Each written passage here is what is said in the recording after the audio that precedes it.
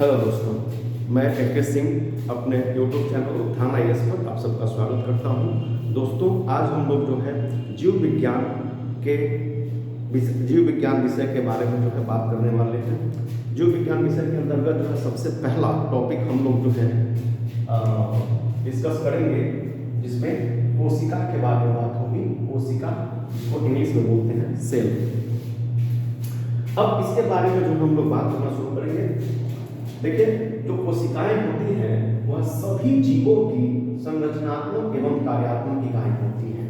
मतलब सजीवों की मैं बात कर रहा हूँ, ठीक है। तो सजीवों में जो है जंतु भी आ गए, वनस्पति में आ गए, ठीक है ना। लेकिन जो निर्जीव होते हैं, जैसे मान लीजिए कि पदार्थ, तो पदार्थ में जो है वो अणु होंगे, परमाणु होंगे, ठीक है ना, इलेक्ट्रॉन, प्रोटॉन, न्यूट्रॉन, ये सब होंगे। लेकिन अगर सजीव की बात करेंगे, जिसमें वनस्पति भी कुछ हद तक आ जाएंगे, उसके बाद जो है जंतु भी आ जाएंगे, तो उसमें जो है जो कार्यात्मक और संरचनात्मक इकाई होगी उसको बोलते हैं हम लोग कोशिका, सेल। अच्छा, वैसे तो जो है प्रत्येक जीव के शरीर के आकार के आधार पर या फिर शरीर में जो है जितने भी तंत्र हैं जो काम करते हैं, तो उसमें जो है अलग अलग आकार के अलग अलग कार्य करने वाली कोशिकाएं होती हैं। अगर एक ही अंग की बात की जाए तो उस अंग में भी जो है अलग अलग आकार और अलग अलग कार्य करने वाली कोशिकाएं होती हैं। तो कहने का मतलब है कि जो कोशिकाओं के जो है विभिन्न प्रकार हो सकते हैं, चाहे वो आकार में हो, चाहे वो कार्य में हो। ओके, अब आगे बात करते हैं कि मनुष्य में कुल कितनी कोशिकाएं होती हैं। तो मनुष्य में जो है लगभग 1000 खरब यानी 10 to the power 14 जो है कोशिकाएं होती हैं। उसके बाद बात करते हैं कि कोशिका की खोज किसने की थी। तो 1665 ईस्वी में रॉबर्ट हुक ने जो है मृत कोशिका की खोज की थी। जब उन्होंने कॉर्क का अध्ययन किया था तो उसमें जो है जैसे मधुमक्खी का जो छाता होता है जिसमें बहुत सारे ब्लॉक्स बने होते हैं, तो उसी रूप में जो है उन्होंने कोशिका का अध्ययन किया था। लेकिन 1674 ईस्वी में जब वान ल्यूवेनहॉक ने जीवित कोशिका की खोज की, जब उन्होंने जो है जीवाणु की खोज की, तो जीवाणु का जब खोज किसने किया था, तो वान ल्यूवेनहॉक ने किया था। तो उसी दौरान उन्होंने जीवित कोशिका की खोज सर्वप्रथम की थी। तो जीवित कोशिका की अगर बात करें तो वान ल्यूवेनहॉक हो जाएंगे, लेकिन अगर मृत कोशिका की बात करें तो रॉबर्ट हुक होंगे।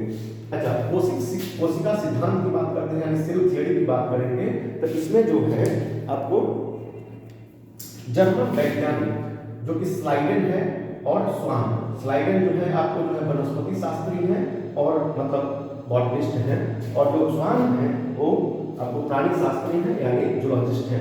तो इन दोनों में जो है सर्वप्रथम सेल थ्योरी की खोज की थी, कोशिका सिद्धांत को प्रस्तुत किया था। फिर उसके बाद आगे बात करते हैं कि कोशिका का प्राणदायक पदार्थ, कोशिका का जो प्राणदायक पदार्थ है या फिर जीवन का जो भौतिक आधार है वो क्या है, जीव द्रव्य है। जीव द्रव्य को इंग्लिश में क्या बोलते हैं, प्रोटोप्लाज्म बोलते हैं। अच्छा, प्रोटोप्लाज्म में जो है 80% भाग क्या होता है, जल का होता है, यानी इसमें 80% भाग इसका जो है वो वाटर होता है। अच्छा, जो जीव द्रव्य है यानी प्रोटोप्लाज्म है, इसको जो है हम लोग दो हिस्सों में बांट सकते हैं या फिर दो हिस्सों में बांटा गया है। कोशिका द्रव्य यानी साइटोप्लाज्म, केंद्रक द्रव्य यानी न्यूक्लियोप्लाज्म। अच्छा, जीव द्रव्य की खोज किसने की थी, तो जे.ई. पुर्किंजे ने जो है 1939 ईस्वी में जो है उस जीव द्रव्य की खोज की थी। अच्छा, अब हम लोग बात करते हैं कोशिका संरचना की।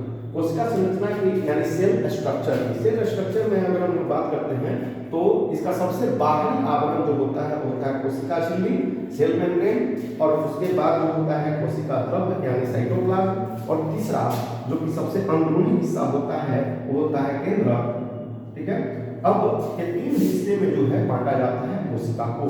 अच्छा, जो केंद्रक है उसकी खोज किसने की थी, तो रॉबर्ट ब्राउन ने की थी। कब की थी, 1831 ईस्वी में की थी। अब हम लोग बात करते हैं कि जैसे कि किसने बताया था कि प्रत्येक कोशिका अपने पूर्व कोशिकाओं का विस्तार होती है, तो ये विर्चाउ ने बताया था। विर्चाउ ने कहा था कि जो भी कोशिकाएं हैं वो अपने पूर्व के कोशिकाओं के जो है विस्तार होती है। क्यों, क्योंकि प्रत्येक कोशिकाएं जो हैं वह विभाजन द्वारा नए कोशिका का गठन करती हैं या फिर निर्माण करती हैं। तो ये जो है हम लोगों ने बात की। अब नेक्स्ट टॉपिक जो है हम लोग अगला लेकर के आएंगे। तब तक के लिए बहुत बहुत धन्यवाद।